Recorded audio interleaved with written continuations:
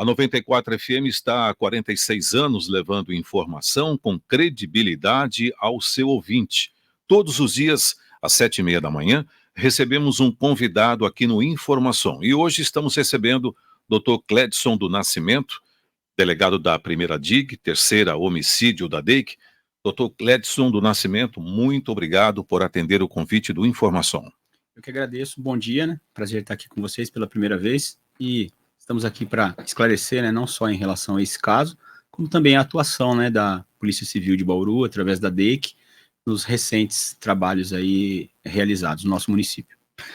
Doutor, é importante que a gente comece exatamente por aí, porque a gente tem determinados momentos em que, em função de um caso especificamente, né, surge o trabalho de uma delegacia especializada.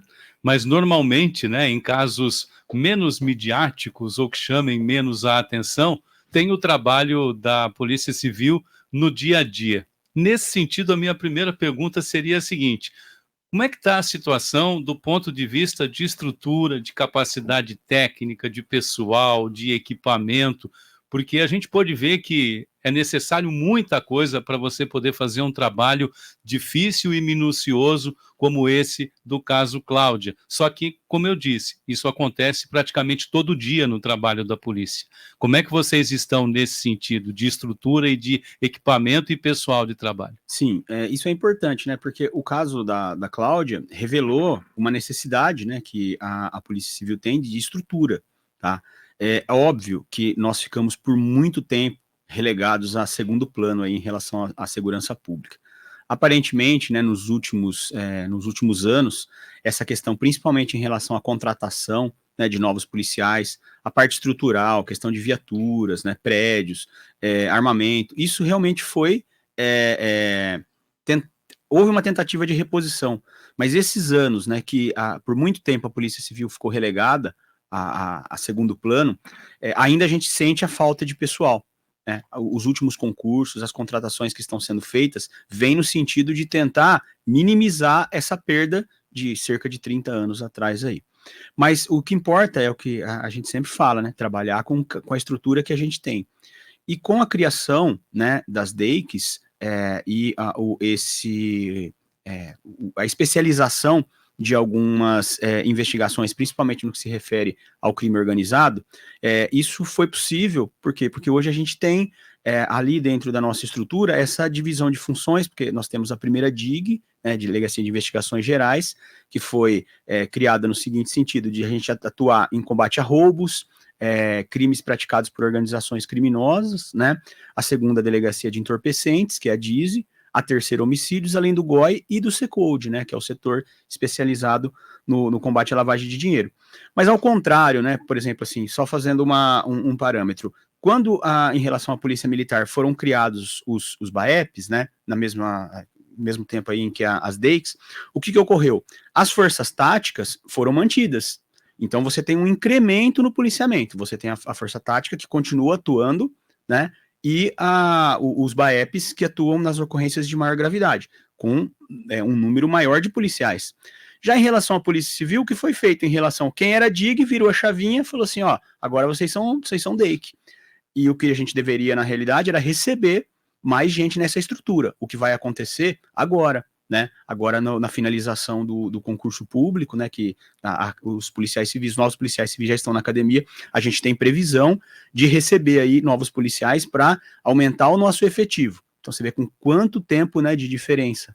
Então, mas não nos resta chorar sobre o leite derramado. Resta a gente ter aí dentro dessa estrutura, né, como eu falei, ainda como um todo, né, como toda a Polícia Civil, ainda que numa estrutura menor, temos efetivamente policiais abnegados, que foi o resultado, né, dessa investigação. Mas como você falou, nos casos mais corriqueiros, qualquer desaparecimento que é registrado, ele é encaminhado, né, para a nossa estrutura, e esses policiais que trabalham na Delegacia de Homicídios se desdobram também na tentativa de localização desses desaparecidos. É óbvio, pessoal, a grande maioria assim, desses desaparecimentos são situações pontuais, que envolvem muitas vezes pessoas que já têm uma ligação com o uso de entorpecente, né? Aquela pessoa que tem uma recaída e fica 2, 3 dias fora de casa, aquela jovem que tem um conflito com os pais, quer namorar e não é aceito, aí ela some para casa de uma amiga. Esse é o grande número de registros. E quando alguns casos acontecem, como foi o caso daquela senhora, né, da dona Constância, que sumiu, agora o caso da Cláudia, é aí que a gente se mobiliza efetivamente para tentar, o mais rápido possível, levantar elementos, tá, que tentem demonstrar a gravidade daquela situação e realmente o tempo corre contra a investigação quando você demora muito para fazer a primeira notícia, né, do registro, e para que as diligências sejam efetivamente tomadas. Doutor, no caso do Roberto Franceschetti, ainda está naquela prisão preventiva. Temporária. Perdão, temporária, prisão Isso. temporária. Existe a possibilidade de solicitar a prisão preventiva no final dos 30 dias? Sim, a prisão temporária é o que a gente chama assim, a prisão para reunir maiores elementos para a investigação. A prisão preventiva, ela é decretada quando na investigação você já tem elementos para que o Ministério Público oferte a denúncia, tá? Então, muitas vezes você já tem um indicativo de autoria, você já tem um autor, um investigado apontado, né, para o Ministério Público, Poder Judiciário, mas você ainda não reuniu os elementos suficientes, ou seja, ainda faltam alguns elementos necessários para a decretação da prisão preventiva, porque se o Ministério Público já tem esses elementos, em tese, o inquérito já está encerrado. E a gente apresenta, dentro desse pedido de prisão temporária, quais eram as diligências necessárias, por exemplo, para se finalizar o caso. Especificamente, né, nós temos uma mancha de sangue dentro do veículo em que ela ocupava, né? Esse material foi colhido e ele precisa ser confrontado com a amostra do material genético fornecido pela filha, da próprio material genético que foi arrecadado na casa dela, como amostragem, né?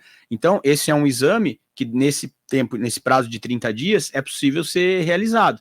E é um elemento de convicção indicativo, ou seja, demonstrando lá no exame de material genético que o sangue encontrado no veículo era da vítima, a gente tem aí uma prova técnica irrefutável. Então, por isso que essa prisão temporária, a gente corre contra o tempo para levantar esses indícios, né, que vão se transformar em elementos probatórios no processo penal.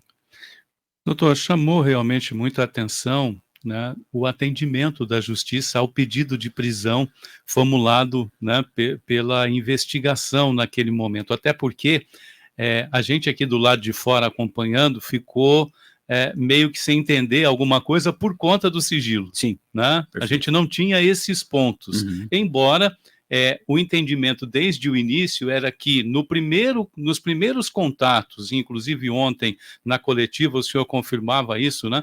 Nos primeiros contatos o acusado tinha um comportamento. A partir de um determinado momento ele mudou esse comportamento como que querendo dirigir, né, a investigação numa determinada situação. Houve nesses primeiros contatos uma, entre aspas, confissão, ou seja, por parte do acusado, mesmo que ela não pudesse ser usada naquele momento para uma solicitação de prisão temporária, e isso acabou embasando muito do trabalho de vocês, mesmo que não, vamos dizer assim, não diríamos oficialmente, porque não há oficioso dentro de uma investigação. O policial trabalha com os indícios e persegue esses indícios para comprovar a sua tese nesse caso. Houve uma confissão já num primeiro momento? Não, quando ele foi chamado para ser ouvido, né, na delegacia, ele foi ouvido como qualquer outra testemunha que teve o último contato com a vítima, tá? Então é nesse momento que eu digo, até na representação, que ele tenta direcionar a investigação para essa situação de indivíduos ligados ao tráfico que estariam extorquindo o dinheiro da Cláudia, né? Então, no seu depoimento oficial, ele revela que a Cláudia lhe pedia adiantamentos, né? O que seriam adiantamentos? Isso não tem previsão estatutária lá na APAE. Então, E não sabe explicar o que isso funciona, como isso funciona. Eu tiro lá dinheiro do caixa, porque o funcionário está passando por um problema pessoal, a gente coloca uma nota lá dizendo que foi um adiantamento a fornecedor, para que no final do balancete esse valor seja devolvido. Uma história totalmente, né, fora de propósito. Dinheiro esse que passa pela conta dele, e aí ele transfere para a secretária. E aí, sob qual alegação? Sob a alegação de que ela estava sendo ameaçada, porque ela está pagando dívida de um parente para traficante, e aí eu também recebi uma ameaça por telefone, ameaçando minha família, mas aí você não procura as autoridades, né? Você tenta resolver dessa forma. E aí, por que você acompanha ela, então, nessas entregas? É uma coisa, assim, muito fora de propósito. Então, isso já nos faz acender um sinal de alerta em relação a esse investigado.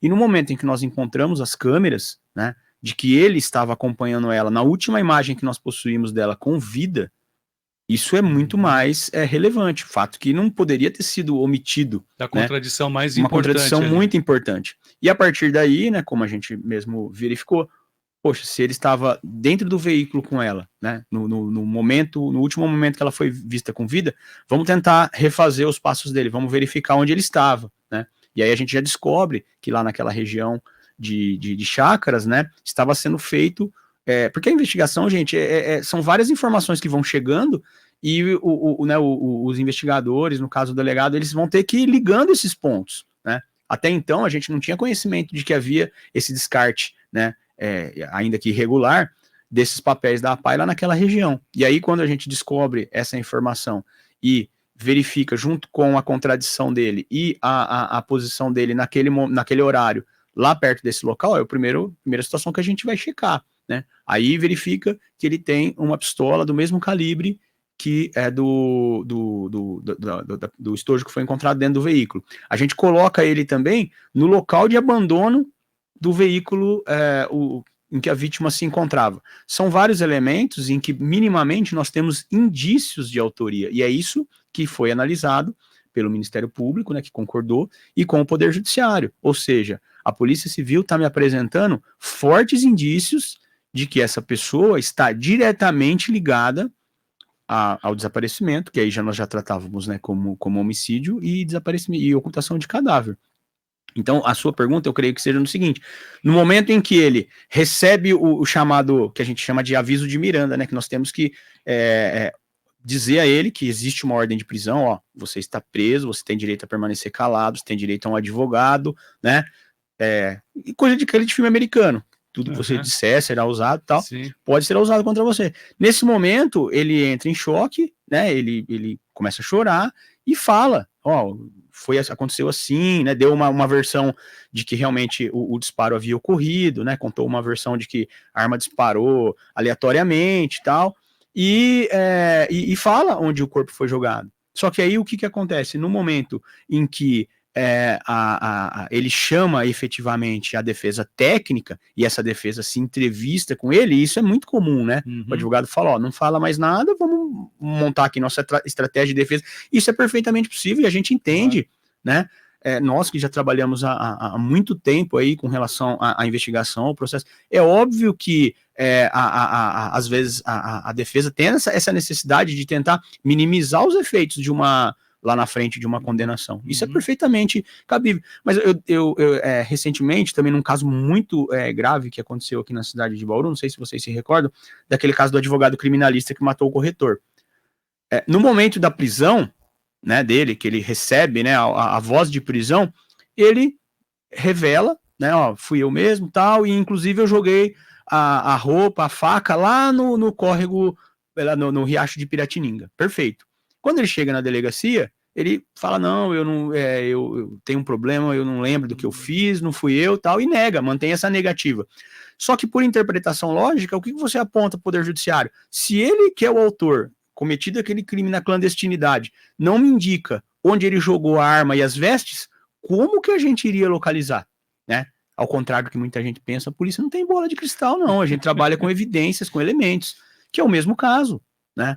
A construção de uma investigação, ela vai desde a questão formal do interrogatório, mas essa entrevista investigativa, né, que a gente tenta buscar elementos, motivações, né, dessa pessoa que está sendo investigada, ela é muito importante. A entrevista investigativa, que ela é carreada de técnicas, né? Por isso que não é qualquer um que pode chegar e conversar, investigar. O policial civil, ele realiza cursos, ele tem uma técnica para tentar extrair a abordagem, tá? Então é isso que não se confunde.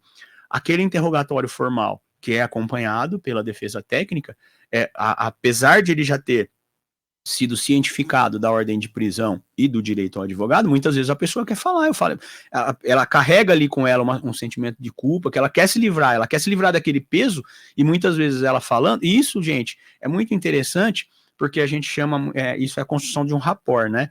Você tem ali 2, 3 policiais na sala, e ele, de repente, foi o que aconteceu com o último funcionário, ele falou assim, ó, eu quero falar, mas eu falo com o senhor, não quero que ele mesmo, não quero que eles fiquem na sala, eu quero falar, porque ele cria uma empatia com o entrevistador, e ele se sente ali seguro para, de repente, tirar aquele peso, mas que, de repente, na defesa técnica, talvez isso não fosse, né, do interesse da defesa que ele já revelasse, mas isso a gente já trouxe para o conhecimento da Polícia Civil, é uma coisa que não volta mais atrás, né? E, infelizmente, né, a gente vê os comentários, né, em rede social, faz isso, leva ele para não sei aonde, Isso não existe, gente. Isso aí, eu acho que o pessoal ficou preso, né, nos anos 70, nos anos de ditadura. Não é assim que funciona, sabe? Todo mundo é cristão, é pai de família, todo mundo tem uma carreira construída que não vai jogar no ralo para satisfazer a sanha da opinião pública. E aquilo que eu falava para o pessoal, gente, vai sair, mas nós não vamos cometer um dedo, né, de falha numa investigação tão complexa com essa e colocar tudo a perder diante dos elementos objetivos e probatórios que a gente já arrecadou. Estamos ao vivo no YouTube, é só você acessar 94 FM Bauru e acompanhar essa entrevista ao vivo. Estamos recebendo o Dr. Cledson do Nascimento, delegado da primeira DIG, terceira homicídio da DEIC. Estamos falando do caso Cláudia Lobo. Doutor, juridicamente, então, o Franceschetti nega, correto? Sim, essa é uma questão. A outra questão é a importância das câmeras. Isso ajudou demais, né, doutor? Eu até ontem comentei, né, na entrevista coletiva, da mesma forma em que a captação dessa imagem foi determinante, né, para que nós confirmássemos que a contradição por parte do investigado, e aqui, né, a gente fazendo um parênteses aí pela devoção, né, de toda a equipe da DEIC na busca dessas imagens e na tentativa de se refazer a rota do veículo após sair da rua Rodrigo Romero, né? Então esse trabalho aí que foi de buscar imagens, tentar refazer trajeto, porque quando você chega numa avenida, você pode virar para a direita ou para a esquerda, concorda? E ali você tinha que buscar imagens tanto no estabelecimento da direita como da esquerda, localizar o veículo ali e aí ir seguindo esse trajeto, tá? E o que nós falamos, a dificuldade, porque Bauru, hoje, por mais incrível que pareça, uma cidade desse tamanho, não possui, né, uma muralha digital, onde a gente poderia, eu citei até um exemplo recente, onde nós estávamos na investigação de um roubo de uma quadrilha que faz roubo de carreta, e usaram Bauru como base para a prática de 2 crimes no ano passado, e nós levantamos que o veículo utilizado, né, aqui na cidade de Bauru, estava na cidade americana. Então, nós entramos em contato com a Guarda Civil Municipal de Americana, que é a responsável pelo monitoramento, né, de radares e câmeras dentro daquele município. E é um município relativamente grande, né, Americana. Temos vários outros, né, como exemplo. Mas lá, em um dia e meio, com a placa, o policial Guarda Civil de lá retornou e falou: doutor, já estamos com o veículo abordado, vamos conduzir eles aqui para a DIG de Americana, né, porque pela muralha eletrônica ele já conseguiu verificar em qual avenida da cidade aquele veículo passava. É óbvio, né, que essa muralha digital ela vai ser instalada, radares e câmeras, nas vias de maior fluxo, mas também nas entradas e saídas do município. E isso para a gente, a falta dessa ferramenta, prejudicou demais o nosso trabalho. Então, falo graças a Deus, né, que Deus iluminou da gente ir buscar ali num determinado bairro da cidade, considerando que nós fizemos o levantamento de que os pais, né, do Roberto tinham uma residência ali no Jardim Pagani, e quando a gente vê o veículo, a última imagem dele seguindo ali pela marginal, né, da Bauru Arealva, nós verificamos essa possibilidade, então passamos a buscar nos estabelecimentos ali de entrada, né, do Jardim Pagani, uma câmera que foi determinante para verificar a rua que ele virou, e aí sim, de casa em casa, verificando essa câmera em que o veículo parou na esquina. Só uma pergunta, Tizoco, só um momentinho. A gente está recebendo muitas perguntas aqui pelo YouTube, e tem uma pergunta aqui que é bastante interessante. Quando aquela imagem mostra a Cláudia indo para o banco traseiro e o Francischetti assumindo o volante, teria talvez nesse momento, quando os dois estão dentro do carro, talvez tido o disparo e a morte da Cláudia. Como o Francischetti, no caso, estaria no banco do motorista, então o disparo talvez tenha sido feito nessa posição, ele no banco do motorista, ela no banco traseiro. É uma linha de investigação? É a principal hipótese, por quê? Porque o veículo fica parado 3 minutos ali naquela mesma posição, tá? Se a gente seguir as imagens, né, no momento em que é feita essa troca de lugares, e isso pra gente é só ele que pode revelar, né, o porquê ela foi colocada no banco de trás, de repente falou, vai chegar mais alguém, vai para trás, que nós estamos esperando, porque para sair dali, né, e já parar naquele local, tendo ela pego ele anteriormente, pelo que a gente apurou ali próximo da Secretaria da Administração, na Nuno de Assis, eles já estavam, aquela reunião que foi feita antes ali na APAI, ele já havia criado algum subterfúgio para que ela saísse, que eles não saíssem juntos, né, para que eles não fossem, mas acho que 15 minutos antes ele sai e depois ela sai, com aquele envelope que nos faz parecer que ela dizia que iria tratar de algum assunto da APAI, mas estranhamente vai sozinha, sendo que ela fazia uso do motorista da entidade, tá? Então isso já foi, toda essa dinâmica já foi diferente da rotina do dia a dia. E aí, nesse momento em que ela passa para o banco de trás e ele assume a direção, os maiores vestígios da concentração de sangue que foram encontrados são justamente nessa posição do lado traseiro direito em que ela entrou. Tá? Então, a interpretação lógica, né, e aí a gente não tem a questão probatória que foi naquele exato momento, mas o que acontece? Logo após esses 3 minutos em que o carro fica parado, nós já temos as imagens dele seguindo para o local do descarte. Então a gente pega ele ali na região da Marginal, né, de uma grande empresa acho que agora não sei se trabalham com painéis elétricos, ali naquela parte, pouco antes do Jardim Ivone, nós conseguimos uma imagem do veículo já seguindo em direção à região do descarte. O tempo é compatível. 15h11 ele está saindo, ele para o veículo. 15h14, né, aproximadamente. 15h17 ele já está nessa região marginal. E lá, conforme o interrogatório do outro funcionário que já estava lá no local fazendo o descarte, então nós temos aí uma prova testemunhal, confrontada com uma imagem, confrontado com uma prova técnica. É isso que é a investigação, é você ir apontando os elementos e tirando essas interpretações lógicas. Se o carro ficou parado 3 minutos e ela já chega lá morta, por interpretação lógica, o disparo foi ali, porque ali eu tenho uma imagem dela entrando no carro com vida. É isso que me faz concluir, né? Nos faz concluir essa situação. O doutor Cledson, a gente já está no finalzinho aí, né, Marcos? Mas eu tenho duas perguntas a fazer. Primeiro,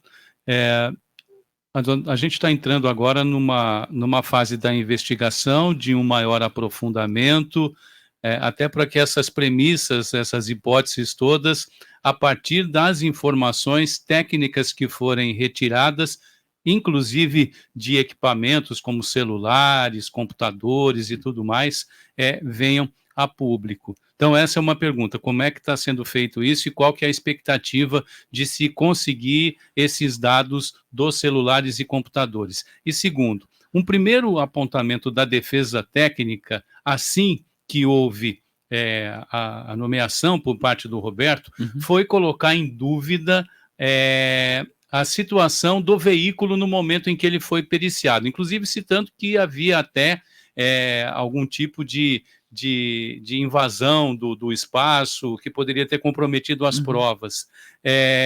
Isso também é esperado, mas há esse risco, ou seja, alguém entrou no carro antes e pode ter feito alguma coisa ou não? Então vamos responder primeiro a segunda pergunta, depois eu volto para a fase da investigação. Isso já foi objeto de questionamento, né, nosso em relação até ao Instituto de Criminalística. O que acontece e o que aconteceu ali no momento foi que assim que a equipe de investigação foi avisada do encontro do veículo, ela chega e já depara com uma equipe da PM no local, né, com o veículo aberto. Então, o primeiro questionamento, falou, o carro está preservado? Falou, não, a gente só abriu para ver se não tinha corpo. Bom, então, já está visto, não tem corpo, a equipe assume daqui para frente, tá? Okay. Pode deixar que a gente já está aqui. E isso consta tanto no laudo pericial. O veículo estava preservado pela equipe da 3ª Delegacia de Homicídios, tá?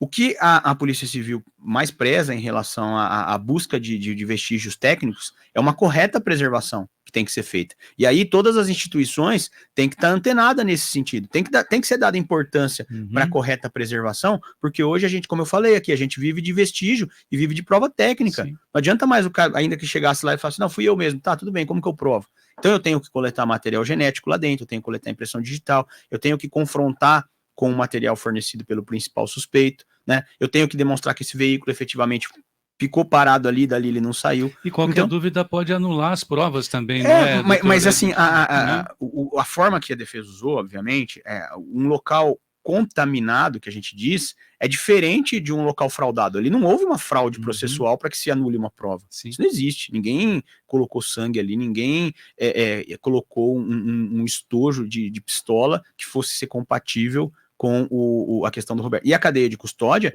ela foi efetivamente preservada porque a equipe responsável já chegou no momento. Então eu digo assim, imagina num local de homicídio em que uma pessoa chega lá, vê um familiar caído e que ele tenta lá mexer no familiar, ele tenta verificar se ele ainda está com vida. Isso é o que a gente chama tecnicamente de imponderável, né? É o tempo necessário entre a chegada, né, da autoridade no local, né, e o que aconteceu antes. Isso vai ser registrado pelo perito, e foi. Quem chegou primeiro aqui foi uma equipe da Polícia Militar, composta pelo policial A, B, né? Então, qual que é a justificativa dele para abrir o veículo? Eu abri o veículo para ver se não tinha nenhum corpo dentro. Abriu, tá justificado, então daqui para frente é com a gente, preservação feita. Não vejo, sim, isso como elemento de anulação, muito pelo contrário, né, de anulação de uma prova por essa questão. É óbvio que esses procedimentos têm que ser aprimorados, e cada instituição tem que saber o seu papel dentro da persecução penal. O papel de preservação é importantíssimo. Eu sempre falo isso. Se a gente conseguir demonstrar para o policial de patrulhamento que a função dele de preservação é tão importante quanto a função do investigador que vai ali no local, do delegado que representa, do perito. Por quê? Porque isso chama persecução penal. Ela se inicia no momento da preservação e termina no momento da sentença. E para finalizar, e rapidamente falando, a gente está agora no momento em de receber o resultado dos materiais genéticos, né, que já estão lá no Instituto de Criminalística, no Núcleo de Biologia em São Paulo, fazer essa análise, né, do conteúdo de telefone da Cláudia, do Roberto, verificar se dentro dessas extrações a gente vai trazer alguma coisa que possa elucidar, né, alguma coisa relacionada a algum tipo de conflito de interesses existente entre os dois, né, e isso está sendo feito uma análise até em conjunto com o C-Code, né, que também tem essa investigação financeira, e a gente crê que, se Deus quiser, nos próximos 30 dias, né, a gente possa aí trazer elementos comprobatórios e finais a respeito desse complexo caso aí. Doutor, o Francischetti vai ser trazido aqui para Bauru? Depois do dia do interrogatório, né, como ele estava provisoriamente na cadeia de Pirajuí, eu já manifestei junto ao delegado diretor da cadeia de Pirajuí, né, que é o titular lá daquele município, que por hora nós não tínhamos interesse na permanência dele lá em Pirajuí. Então, em regra, eu creio que ele já tenha sido transferido para o CDP de Bauru, né, ainda que seja prisão temporária, então ele fica num ambiente separado, né, mas creio que já esteja no CDP de Bauru. E pode acontecer mais alguma prisão aí nas próximas horas, doutor? Pelos elementos aí da investigação, né, até o fato de nós já termos feito o pedido de prisão temporária, né, daquele funcionário, e o judiciário ter entendido que nós não tínhamos elementos que justificassem a participação no homicídio. Óbvio que foi confessado por ele, né, em interrogatório não só a ocultação do cadáver, mas também a fraude processual, né, a tentativa de eliminação de provas. Só que esses delitos, eles não compõem o rol taxativo de crimes que poderiam ser decretados a prisão temporária. Então, nesse momento, né, até a finalização das investigações, salvo se surgir um fato novo aí, né, obviamente, nesse momento permanece o Roberto preso pelos 30 dias. Juridicamente, até esse momento, o Roberto, ele nega o crime. Sim, ele é formalmente interrogado na presença de seus advogados, ele negou o crime, ele disse que ele levou a Cláudia, manteve aquela primeira história, né, de que ele estava levando a Cláudia para levar um pagamento para um desconhecido, né, pagamento que ele só sabia dizer que era relacionado a problemas de ordem pessoal, ela dizia que ajudava um parente, e que na volta ela trouxe ele de volta até ali a próximo da Nuno de Assis, e de lá ele foi embora e nunca mais a viu. Bom, nós parabenizamos o trabalho da Polícia Civil, né, Tizotto? Trabalho excepcional a todos os policiais aí sob seu comando, né? Dr. Gledson, algum agradecimento? Primeiramente a Deus por ter iluminado a gente de encontrar aquela imagem que foi determinante, né? Então eu uso um grande jargão, assim, quando eu vou, inclusive, entrevistar os criminosos. Eu falo, o diabo ensina a fazer, mas não ensina a esconder. Então isso é o que a gente tem de ponto positivo para o lado do bem, né? O outro, obviamente, né, a todos os policiais civis empenhados. Eu sempre falo que o delegado de polícia ele é o porta-voz da equipe, porque a equipe não pode aparecer, né? Eles são os investigadores e justamente eles não têm que passar batido nos locais para fazer o levantamento de informação. O delegado não, o delegado já é conhecido, então a gente vem aqui como porta-voz. É a parte visível, né, a parte visível da investigação, e que tem que, vocês viram como é difícil, né, para os meios de comunicação, quando a gente fala, não posso falar. Então vocês ficam carentes de informações, mas a gente também se sente assim, nesse dever de passar a informação no momento em que tudo tiver esclarecido, né, para que justamente isso não atrapalhe as investigações. E do ponto de vista do trabalho da imprensa também, não é, doutor? É um momento da imprensa entender também que a qualidade da informação que ela vai transmitir para o seu ouvinte, para o telespectador, para o leitor, depende dessas informações técnicas e precisas da fonte oficial. Perfeito. Por isso, fazer elucubrações, ficar fazendo... Exatamente. Né? É totalmente contraproducente. Esse é um problema, porque inclusive atrapalha também o trabalho de vocês em algum momento, né? Hoje, assim, com mais penetração, porque hoje a internet, né, ela tem o poder, né, de disseminar informações muito rapidamente, mas eu me recordo de um caso muito grave que aconteceu aqui em Bauru na época, não sei se vocês vão se recordar, de uma moça que estava grávida e foi estuprada e morta na região do Meridota. E naquela época, a opinião pública e principalmente a comunidade trazia para a Polícia Civil como se fosse o próprio marido que tivesse descoberto alguma coisa, e aquele moço ali no olho do furacão, né, correndo risco até de morte, e aí, graças a Deus, mais uma vez a gente conseguiu chegar no autor, né, que confessou ainda outros crimes naquela oportunidade. Mas você imagina hoje, né, quando você começa a disseminar uma informação dessa, a gente já viu casos de pessoas que foram linchadas e mortas sem dever. Então a gente tem que tomar muito cuidado de não replicar, né, esse tipo de informação sensacionalista. Por quê? Porque, como o Dr. Ricardo, nosso divisionário, disse hoje, a gente trabalha com os bens mais importantes. Primeiro, a vida, segundo, a liberdade, né, de uma pessoa. Qualquer medida que nós tomássemos naquele momento, quando se começa a opinião pública, isso é passional, porque ela tem um ex-marido, e aí, você cumpre uma busca, você invade, né, a liberdade de uma pessoa, qual a consequência disso depois? Então é muito complexo, a gente tem que tomar cuidado com relação a isso. E por fim, né, agradecer aí toda a compreensão, né, principalmente dos nossos familiares, esses últimos dias aí que você vai pouco para casa, você não dorme, você fica mais tempo na delegacia do que em casa. Então, graças a Deus, né, essa compreensão aí que todos os nossos policiais civis passamos nesse período. E agradecer a todos vocês aí pela oportunidade da gente esclarecer. Mais alguma pergunta, Tizotto? Não, tá tranquilo. Então tá bom. Bom, um agradecimento aqui a todos os policiais que trabalharam nesse caso da Cláudia Lobo, Dr. Gledson do Nascimento, muito obrigado pela presença aqui no Informação.